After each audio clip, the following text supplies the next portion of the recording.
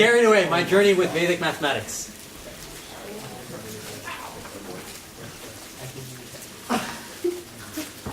So we didn't have a whiteboard, so I got this wonderful elegant whiteboard to teach you all math. It's a story not just about the magic of ideas, but also about being a naive teenager and being dumb. So, how do I get interested in Vedic math, and what is Vedic? So I entered a high school speech competition, like many people have probably done, in 9th grade. I needed a topic for my speech. So I looked on my mom's bookshelf, and she had like 4 books on Vedic math. I was like, what is that? She said, well, it's some type of math from India, and I thought that I wanted to make a startup using this math, but I decided not to. And so she'd also tried to start like Indian Chipotle, but that didn't work out either, so I was like pretty skeptical. So I take the books off, I read them. It's really interesting stuff. I was like, okay, this is what I'm going to give my speech on. So, what is Vedic math? Vedic math is math, obviously, but the front word, Vedic, refers to the books, the Vedas, which is the Hindu equivalent of the Bible. So Vedic math is math found in the Vedas. And so the Vedas, like, basically were all the knowledge people in India had for several thousand years. So there's religious knowledge, it was how to light a fire, it's how to track the stars, how to track the moon, and as a result of tracking all that astronomy, it came up with math. And I think the best way to see what Vedic math is to show you. So 2 numbers in the 90s, I'll multiply them together. Try them out. 92. 92 99. and what? 99. 92 and 99. Okay, so this is the hard part. I'm trying to write this on this. We have 92 times 99. So if you're like doing math you learned in elementary school, you go like this and you do the thing and you like carry it, you add things at the bottom. That sucks. What we're going to do is this. 100 minus 92. So 100 is the nearest power of 10. That's important. 100 minus 92 is 8. 100 minus 99 is 1. And then what you do is you subtract diagonally. So the name of this technique is called vertically and crosswise, but really it should be crosswise and vertically. It's not important. Okay. 99 minus 8, 91. 92 minus 1, also 91. So it doesn't matter which way you go diagonally. So 99 minus 8, 91. And then you do 8 times 1. You get 8. That's it. That's the answer. You can check it on your calculator if you want. Yeah. So, I went and gave this speech, and like usually people are used to like hearing really boring Sylvia Plath poems. Like Sylvia Plath's a great poet, but like the way they read it was really boring. Or like they'd read like the same Dave Barry article from the Washington Post and like, this is unique and it was bad. But when I gave this speech, people were like, dude, like people thought they didn't like math because a bunch of like English people. Like not people who spoke English, but people who liked English. And so like there were 2 standing ovations. So after that I was like, whoa, I'm super smart and awesome. Like that's what I thought. Turns out I'm not. Anyway, people after the speech, people came up to me and were like, this is so cool, where can I learn how to do this? And I was like, well, you could read like 500 pages of this book that was on my mom's shelf, but that's the only suggestion I had. And they're like, I'm not gonna do that. So I was like, I'll make an app to teach them how to do this. Which was like some naive thought I had. I was like, this will be really easy. I'd look into how to make an app, like I don't know how to program. Like, wow, this is pretty hard. So, there was this competition for Indian entrepreneurs, and it was like, pitch us your idea and we'll give you $5,000. So I was like, sweet. So I go there, and then like I'm in line to pitch my idea to like these investors, and it's all like people who graduated from IIT in India, and they're like, yeah, I'm also teaching math. I'm like, oh, great. So I show up, I'm like, talk about it, I'm like, you know, this is our heritage, it's really cool, I do this little demo, I do this demo every time. Whoa, clap their hands, and I got the money, which is awesome. So I take this money, I'm like, okay, what should I do? So I make the crappiest business plan of all time. Like I look at like Kumon, I'm like, Kumon makes $5 million a year.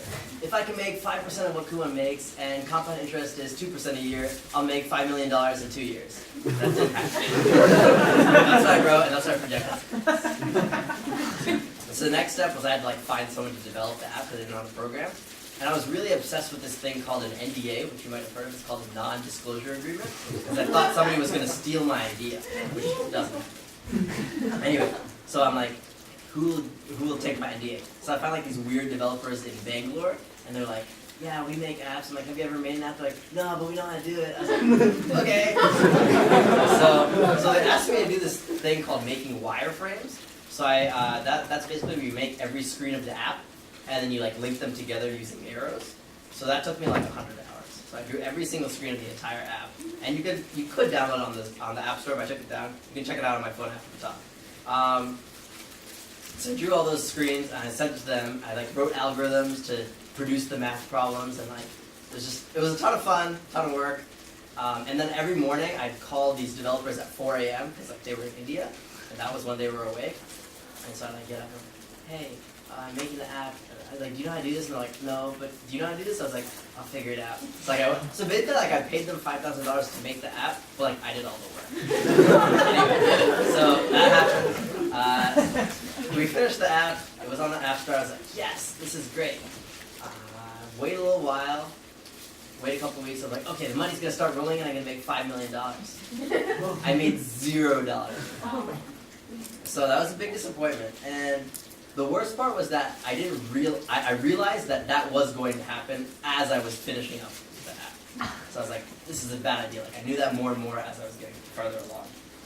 So, and how did I know that? I was like testing this with the little kids. I was teaching them and stuff, and they're like, I've seen this before. I was like, where have you seen this before? So I like started Googling. They mentioned some things to me. I started Googling those things. Turns out Vedic math is fake. Like it's not only was it plagiarized from some guy in Israel, it's not in the Vedas. There's like not because I never went and read the Vedas themselves because there's like 5,000 Vedas. Like, I'm not doing that. So turns out it's fake. I was really disappointed. So that was a big moment in my life, and now I'm really skeptical of ideas. Not just because that happened, but also because when I was making the app, and I was so obsessed with this idea of a non-disclosure agreement, I thought that the idea was the most important part. But really, out of this whole experience, the valuable part was like learning how to fix things when people screw up when they say they can do the job. Learning how to, make things with my hands, and like that's what I learned, and like the execution is what really came out as the important part. So that really shaped my perspective on life.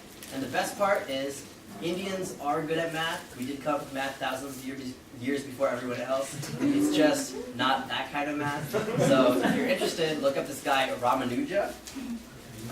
Here's one anecdote about him. His friend, who's also a mathematician, visited him in a taxi, and he's like, I just had the most boring taxi ride. The taxi number was 1729. And so Ramanuja's like dying of tuberculosis in bed, and he's like, no, this is a really interesting one. He's like, why? He's like, it's the smallest number that can be written as a sum of two different primes. And so those sums are 1 cubed and 12 cubed, and 9 cubed and 10 cubed. And he just knew that. And he like has lots of like published mathematics about differential equations and geometry and stuff, like real math.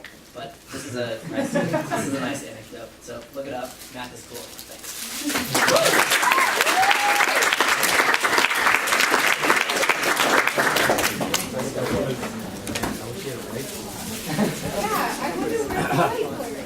Next up, we have Kyle, behind the lab coat. Lessons from research and the scientific community. Yeah, Kyle. Hold on a second.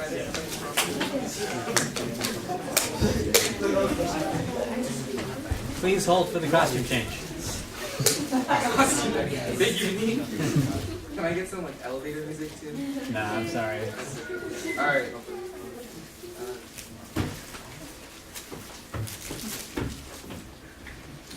So I'm gonna use this one because I'm the realist. Sorry, Dan. Wow, that's good.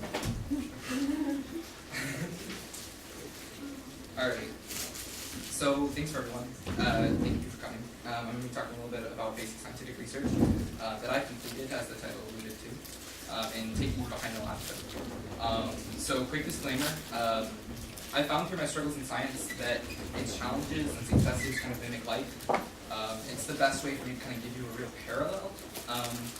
And so in this trip behind my proverbial cape, in this case my lab coat, I hope that you walk away with some knowledge of what it takes to perform research, be it on the social or scientific level.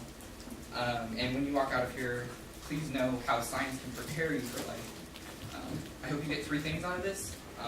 Mainly, research like life is not for the faint of heart. Getting scoop is the biggest compliment in the field. And that in the end, all of your hard work will pay off. Encourage you on your next venture. So now that I have you expecting some grand monologue, let me go on with my speech. So going into high school, I was fortunate enough to test in to be accepted into the Academy of Science. If you know Wyatt Pontius, who spoke last time, he was also there. We got these lab coats together. It was cool. And so at AOS, we were required to do 2 years of research. And basically, I spent 2 years waiting to do research because it was just something that juniors and seniors did. So I was responsible for coming up with my own ideas, vetting them through journal research and my mentors, gaining all of the necessary materials, performing the research, and then analyzing the data. I showed up to the first day of class, and I was like, yes, well, I don't have to do physics, I can just do biology and chemistry, and we're learning physics. So it didn't start off great. But research has always held my interest, and so I went to class. I suffered through writing college-level lab reports and how, a ticker tape works. And as a freshman in high school, I went and did the tests, and I took calculus, to which I, to this day, still don't understand. And I still took the dumb math section, which took you up until DC calculus. So after all of this, I got through physics, and if you know me, I'd rather be hanging off the cliff by one finger than be doing physics today, 41. But as junior year approached, I started to think about projects that I could do, and I ended up scrolling through journals and journals and journals of different scientific research and trying to find something. I knew I wanted to make a big impact right away because I was a little naive. But after scrolling through all of that information, I learned one thing: everyone can do scientific research, and everyone can do something to create new knowledge, but not everyone can do everything. A lot of the papers that I was reading literally ended with, hey, we found this great thing. Someone else is going to have to do this part because I don't want to do it, or I don't have time, or I don't know how. And so that was my first clue is, scientific research is this huge thing where it's completely collaborative. There are different people in this world with different strengths and different ideas, and if we can focus on those strengths and add to the world what we can all continue to grow. And so I started learning this lesson junior year when I started research. And my first idea, you're going to think it's pretty cool, I was going to find a genetic source of regeneration. Okay. But as an eager youngin', I was begging to do research. I was wide-eyed with a determination like no other. And after all, Stanford, from what I've seen, thrives off of people with passion. So what I did is I wanted to make a big step, and I wanted to change lives.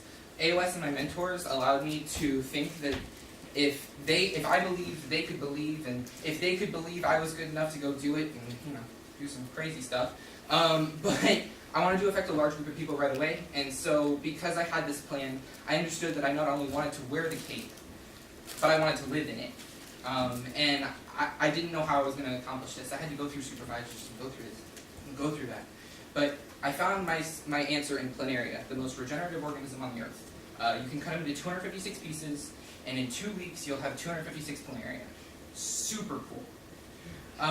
And basically what you end up with is, like I said, 256, brand new, fresh out of the box, ready to die, about 1 billion ways planaria. And you can do pretty much anything with them. But first you have to understand how big a planaria is. It's like grain of rice big, so if you can cut it into 256 pieces, good on you. I did like 3. But if you turn that 1 grain of rice into 256 pieces, and then monitor all of the changes that are occurring as that grain of rice turns into 256 grains of rice, while making sure that none of them die because they're constantly producing blood. I did months of setting up research and experimental materials, and I was starting to get off the ground. And the superhero stuff wasn't a huge deal. But I went to go get my materials, and I ran into this one problem because basically I had everything except the microRNAs. And I went to reach out, and basically I got an email saying, hey Kyle, you should stop doing that research. And I went, well, why? And so basically I was told that the person I was trying to get my materials from had been like, oh, hey, someone else wants to do this, I'm going to move to India, it'll be fine, I'll just do it, it'll be cool. So basically I'd been scooped, as they say in the field. And it took me forever to really realize what that meant. I was looking for retribution for my materials, but because the government runs the schooling in India, it wasn't exactly possible. And so because I had no access to the missing piece I needed, I realized that sometimes research doesn't end the way you want. To say I was upset was an understatement. I spent weeks trying to figure out what I could do. And basically it was, hey, Kyle, good job, move on. But I realized that I should be honored. As a high school junior, I'd come up with an idea for research. My first time, might I add, that someone who felt they had to take across the world to take away from me. And I also took 3 months to realize this. When you do research, the who doesn't matter, as long as the research gets done, and it gets done precisely and accurately. And this huge thing meant that being in it for the research means you're in it to advance human knowledge, and that as long as someone's doing it, it's getting done, and you should be happy about it. And so my senior year, I took on 2 projects. One to find a gender-neutral birth control, and that I tried like 17 different molecules over 6 months, and none of them worked, so we'll come back to that. But my other research doesn't happen overnight. And so my other project was actually looking at bacterial populations and how I could control them. And surprisingly, everything worked. So I went in to collect data, sometimes for hours on end. Several times I was putting in 12-hour days in the lab just because I was continually driven by not only the data, but the aspect of I have some conclusion, whether it's, oh yeah, this isn't working at all, let's try again, or hey, I have something legitimate and something that I can move forward with. And so basically I became a research junkie. And I was trying to be in the lab all the time, and I realized that sometimes your failures are just as important as your successes, and running into walls sometimes makes you realize that your cape allows you to jump over them. My work is one of the things that I'm most proud of, and I continue to have that itch in the back of my mind pushing me to discover new. However, even with this sentiment, I realize there are 4 types of people who do research. Those committed to creating new knowledge in a way that nobody else can, and truly regardless of how relevant it may seem. Those that are in it for the money, those that are in it for the fame, and those that are in it for the credit. And I now know that you have to be committed and be willing to fail and be willing to learn from others even when they're doing what you want to do on the opposite side of the world in order to truly create new knowledge and make it so that others don't have to suffer through, deadly diseases just because you got scooped. And so it was all these great revelations that have brought me here today. If anyone wants to talk about research, I'm more than happy to. If anyone wants to learn more about planaria, I'll tell you how I cut them into 3 pieces. Thank you all.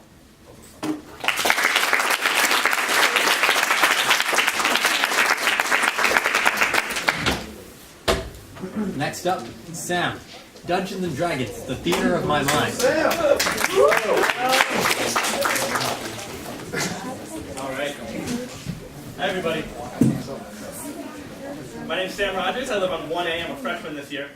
And I'm going to be talking to you about why I love Dungeons and Dragons and other similar role-playing games. So I've been playing Dungeons and Dragons since I was about 12 years old. And I've played in maybe dozens of games. And actually my current group is here in the audience tonight. So thank you for coming. And I'd like to start out with a very basic question, and that is, what is Dungeons and Dragons? And more broadly, what is a role-playing game, which is a superset of what Dungeons and Dragons is. And I think in order to better understand that, I'd like to see a show of hands. How many of you guys played make-believe when you were little kids? Yeah, this is almost a universal experience that when you're little, you and your friends will go out and you'll pretend to be cowboys or pirates or spacemen or whatever, and you have just a great time. And I think that's really fundamentally what a role-playing game is. It's a communal storytelling experience that a lot of people kind of give up when they reach a certain age. And to be fair, games like pretending to be cowboys out in the playground have its drawbacks. So imagine you are out playing cowboys with your friends, and suddenly your friend pulls out his invisible revolver and says, "Bang, you're dead." And you say, "No, I'm not." And he says, yeah, you are. I just shot you. You're like, no, you missed. Suddenly you've got a problem. So, Dungeons and Dragons and other similar games have rules. Usually you roll dice, and depending on how well you roll the dice, you either miss or you hit, or you succeed or you fail. And the other big difference, I think, between role-playing games and this sort of free-form make-believe is that in role-playing games you have your game master, or in Dungeons & Dragons you're a dungeon master, which is much less ominous than it sounds. And the dungeon master is in charge of laying the backdrop, sort of coming up with the setting and the props and all of the other people that live in the world that you are experiencing, that you're telling stories about. And if you're not the dungeon master, you're a player. And a player is responsible for a single character.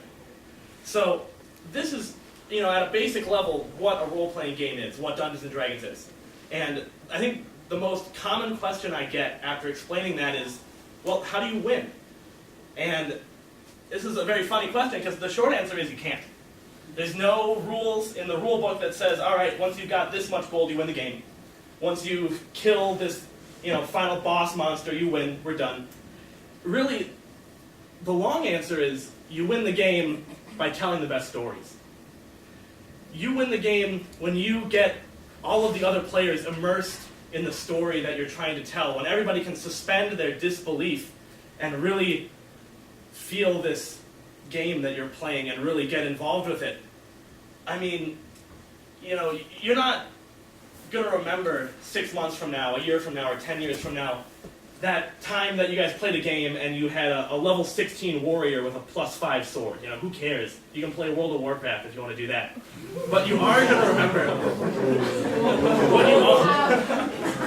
what you are going to remember is the time that one of your players got his stupid ass captured by a Yeti, Luke Skywalker style, and the rest of the players had to come help him. You are going to remember the time that your warrior sacrificed his life so that everybody else could be saved. Those are the kinds of situations that you play for. I had a game that I ran last Christmas that was a horror game, and we played it from 7 p.m. one night until 7 a.m.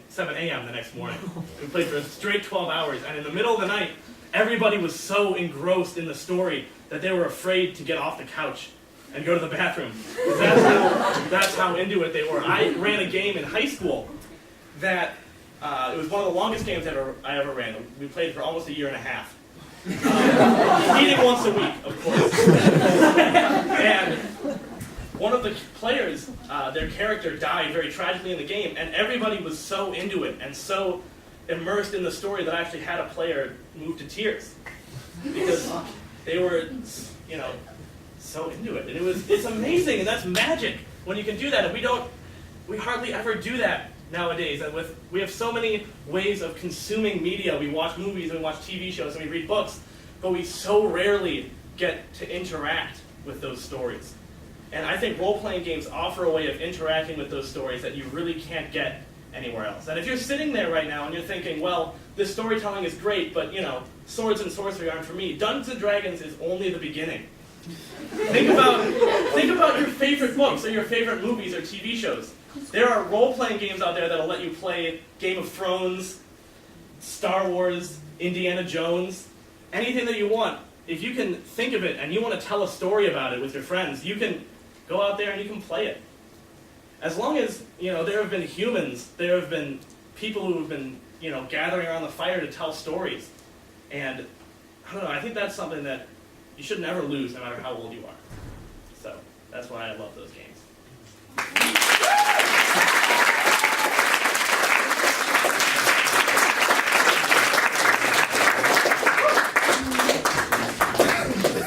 And finally, last but not least, Grace. Boom, pow, Batwoman, the art of comics and graphic novels. Yeah, Grace.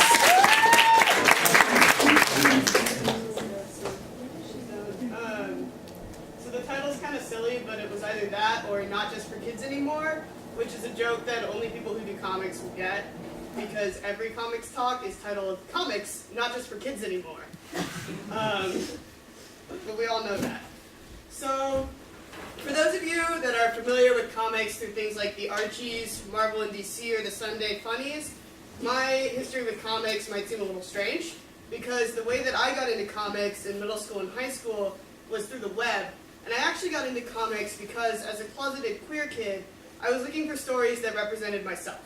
And I didn't find them on TV or in books, but I did find them in comics. Because it turns out that back in the early 2000s, comics were hitting this boom where people were self-publishing on the web. So they weren't going through the censorship of houses like Marvel and DC, and they weren't getting edited in the same way. So these were like raw stories made by creators about their own experiences and about things that they cared about, which were often LGBT stories. And so I decided that I kind of wanted to make those stories too, but I didn't really know how to go about it until my freshman year here. I took the Stanford Graphic Novel Project, which is a class that's 2 quarters, and you make a 150-page graphic novel in 20 weeks with a team of 6. And I think most of you in the room are freshmen, so you guys can actually take this your junior year if you're interested. I'm teeing it this year. But it taught me the process of making comics, and it taught me something really special about comics, which is, in addition to the fact that comics at that point were uncensored and self-published and just open access on the web, there's a particular thing about the comics format that's important, which is the way that interiority and exteriority are simultaneously represented. So if you are a film buff, or if you're not, you may have heard that in film there's no interiority. The camera is an exterior lens into a zone, but you can't get inside the head of a character in the same way that you could in text. And a novel is sort of an entirely interior format. You can't get out of the head of the narrator because everything is contained within the text on a page. But in a comic, you can have both simultaneously.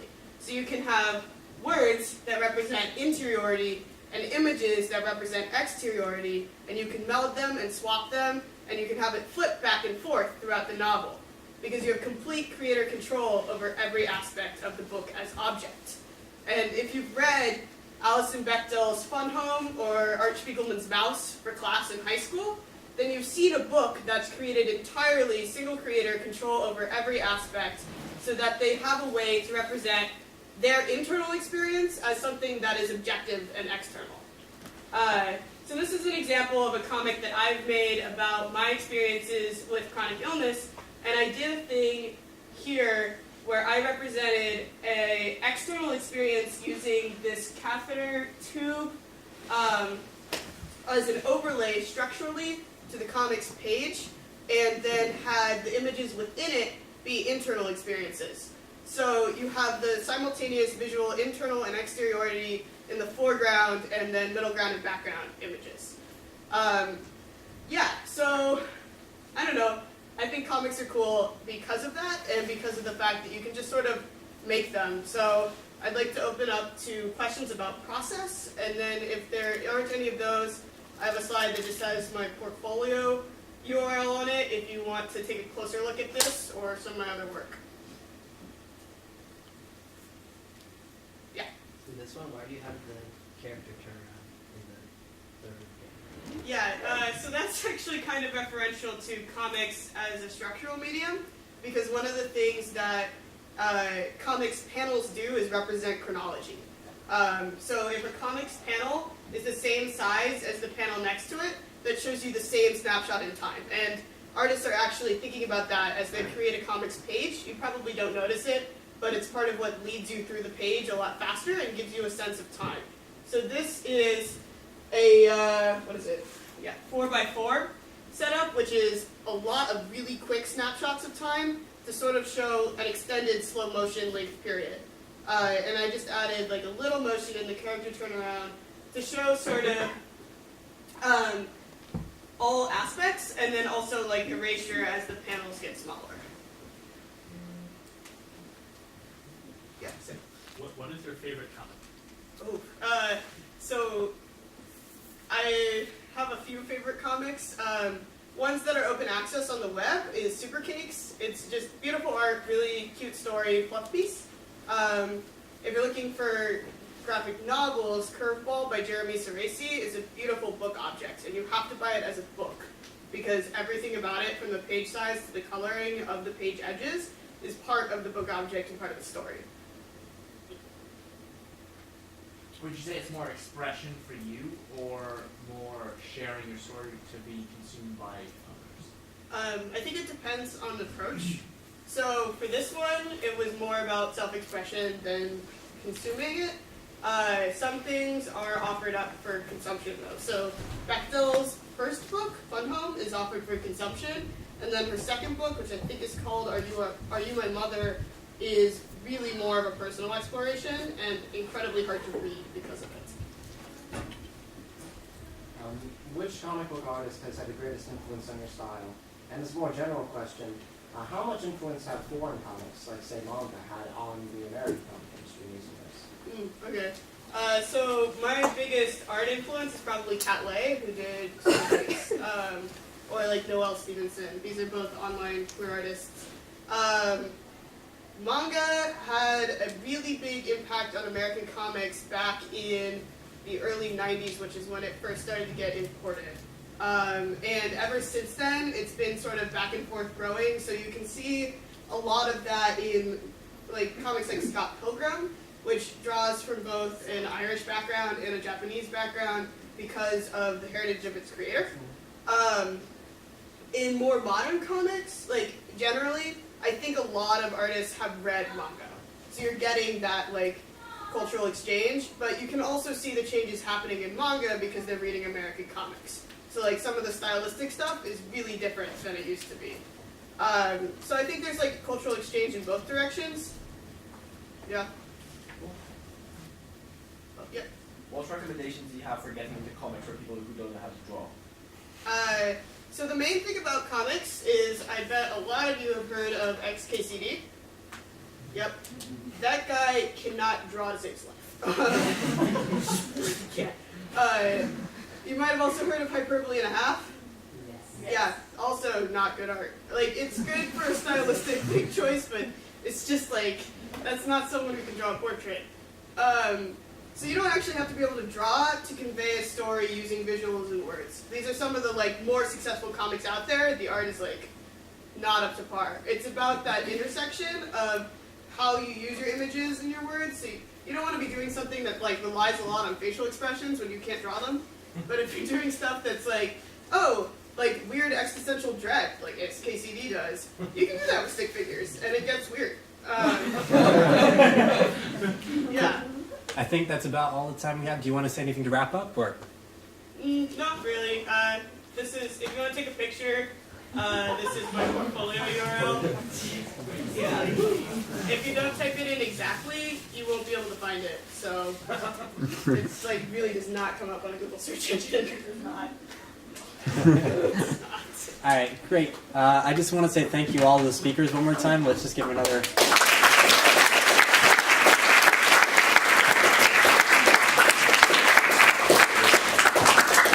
Could I ask all the speakers to get up on stage for like a Q&A? It's like anything that they would like to talk, anything the audience wants to know? And while you're there, speakers, do you want to put on your t-shirts and get a real Roble photo? T-shirts, that's t-shirts.